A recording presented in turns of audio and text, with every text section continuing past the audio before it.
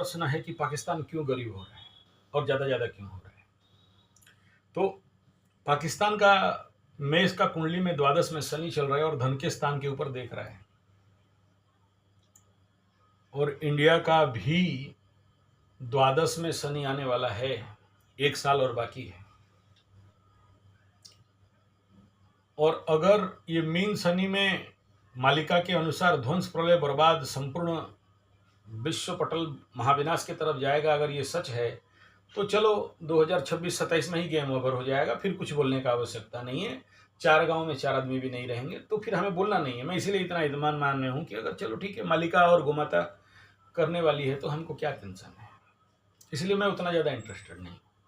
लेकिन अगर आप लोग अगर नहीं भी हुआ तो जो चीज़ आज पाकिस्तान के साथ हो रहा है, जो बेवकूफ़ी आज पाकिस्तानी कर रहे हैं, जो पाकिस्तान में आज बम ब्लास्ट हो रहा है, जो पाकिस्तान के ऊपर अटैक हो रहा है, जो पाकिस्तान आज महामूर्ख जैसे काम कर रहा है, ये कौन करा रहा है?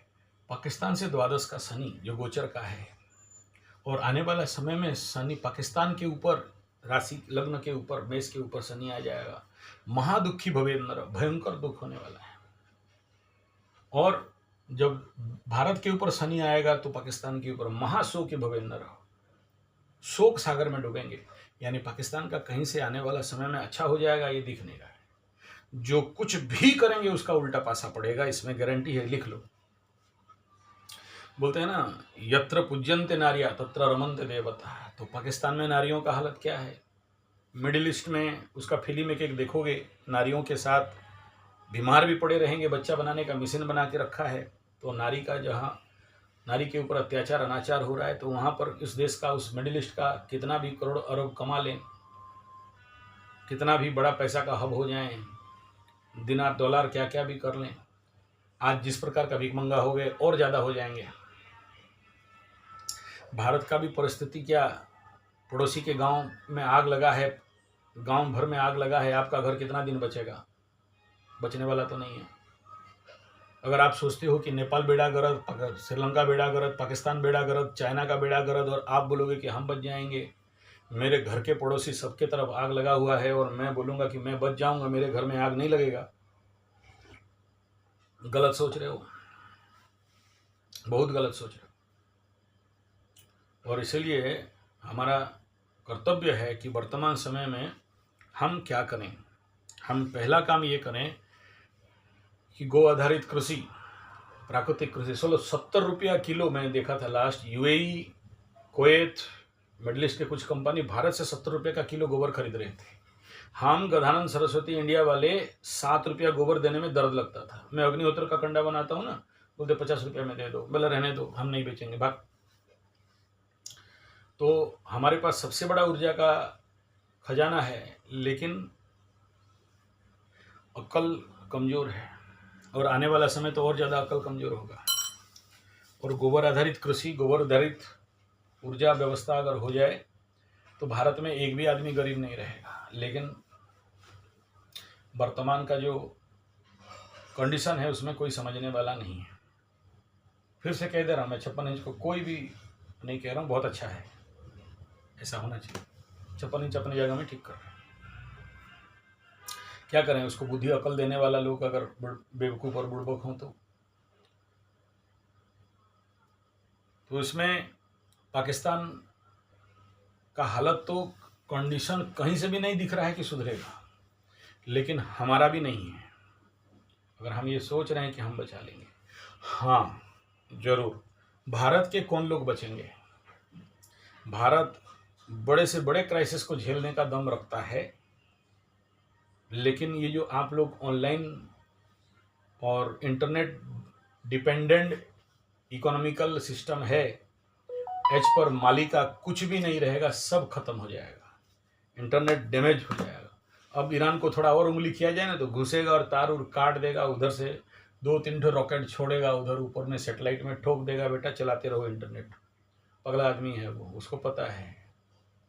या उसको कोई और इन्फॉर्मेशन देगा, अगर बोला कि अमेरिका का यहाँ सब सेटलमेंट है तो उसको उड़ाया, तो बोला अमेरिका का इंटरनेट है तो उसको भी 2 उड़ाओ, चलाते रहो मोबाइल। और एनर्जी क्राइसिस होने लगा तो फिर आप बोलोगे हम तो वो एटम और जो अ, दूसरा सिस्टम से इलेक्ट्रिक निकाल लेंगे, परमाणु ऊर्जा केंद्र से निकाल लेंगे।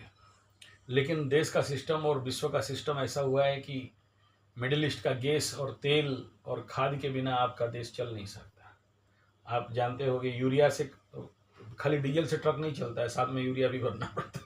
अब वो क्या यूरिया मुझे नहीं पता, वेदर इट इज़ कुछ फ्यूल वेल टाइप होगा जो डाला होता है, लेकिन मेरा बाप के काल में मैं नहीं देखा था, अभी अभी देखता हूँ। बोला यूरिया का बोतल भी खरीदना पड़ता है, बाल्टी खरीदना पड़ता है, गाड़ी में डालने से चलता है। कोई बात नहीं, चलाओ। तो पाकिस्तान का इकोनॉमी रिकवर करेगा भीख मांग मांग के, पॉसिबल नहीं है। इंडिया का हालत तद्रुप होने जा रहा है। मंगल का महादशा है, चलो जब मंगल का महादशा खत्म हो जाएगा, राहु का महादशा आएगा, कुछ अच्छा होगा तो होगा।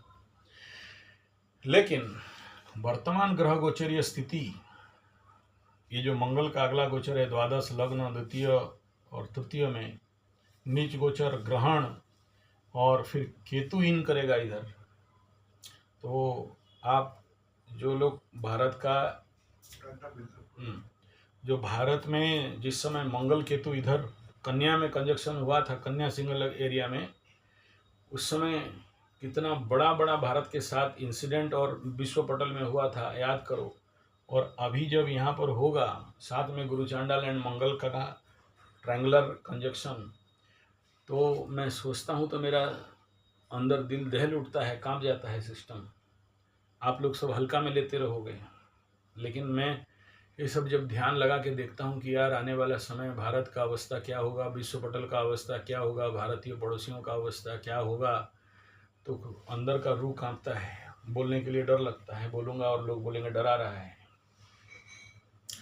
तो ना पाकिस्तान ना इंडिया, और बचेंगे वो लोग जो भारत के ग्रामीण क्षेत्र के स्टेबल इकोनॉमी, उनको कुछ एक बाल भी नहीं हिलने वाला है। और इसी क्षेत्र में मैं आप सबको आगाह कर देना चाहता हूं, जो लोग इंटरेस्टेड हैं, सब सुनेंगे नहीं, सब करेंगे नहीं, 1000 में एक कोई नौजवान भी अगर आप इंटरेस्टेड हो तो आप मेरे साथ आके काम कर सकते हो। मैं आपको उस सब प्लेटफॉर्म दिला सकता हूं जहां पर ग्रामीण इकोनॉमी को री एस्टैब्लिशमेंट करके स्वावलंबन रोजगार व्यवस्था खड़ा किया जा सकता है, ऊर्जा व्यवस्था खड़ा किया जा सकता है। आप लोग, मेरा एक व्यवस्था था जिस समय बेल में मैं 40 बॉल का इलेक्ट्रिक प्रोडक्शन करता था। अभी हम बेल में तेल निकालने के साथ साथ इलेक्ट्रिक प्रोडक्शन बेल चालित संयंत्र से बिजली बनाने का भी काम ले रहे हैं, और आ चुका है, अभी ऑलरेडी फिटिंग होने वाला है, अभी मैं उसी के ऊपर वास्तु कर रहा था। लेकिन हम लोग अंग्रेजों के समय में भी गायों को काट के फुला के उसके ऊपर पानी में बोट बना के उसके ऊपर चढ़ रहे थे। उसका वीडियो भी यूट्यूब में इंटरनेट में अवेलेबल है। आदमी लोगों को गाय का को फूक फूक के उसके ऊपर अंग्रेज के बाबू लोग बैठते थे। कांग्रेस के समय तो इतना गाय काटा गया, इतना गाय काटा गया कि क्या बताएं। और फूल के समय कुछ कम नहीं हुआ है, फूल में तो और ज़्यादा हुआ है। लेकिन कोई मानेगा नहीं, विश्वास करेगा नहीं, हम ही लोग जानते हैं। हाँ, ये मनी करेंसी चेंज के बाद कुछ घटा, जरूर कुछ घटा, लेकिन उसके बाद फिर बढ़ गया। उनको भी ईगो है, हम छोड़ेंगे नहीं हिंदू वालों को, क्योंकि मारीच राक्षस रावण लोगों का यही लक्ष्य था कि गाय कट जाए तो हवन नहीं होगा, और गाय कट जाए तो हिंदू सनातन लोग अपने आप खत्म हो जाएंगे। तो गाय को मुख्य टारगेट बनाया गया था। तो आज भी कलयुग में तो उससे ज़्यादा है। कोई बात नहीं, गाय का जब तक गो आधारित प्राकृतिक कृषि, अहिंसक कृषि नहीं करेंगे एंड इस प्रकार का इकोनॉमिकल सिस्टम को नहीं डेवलप करेंगे, तब तक हमारे देश में सस्टेनेबल डेवलपमेंट होने का संभावना नहीं है।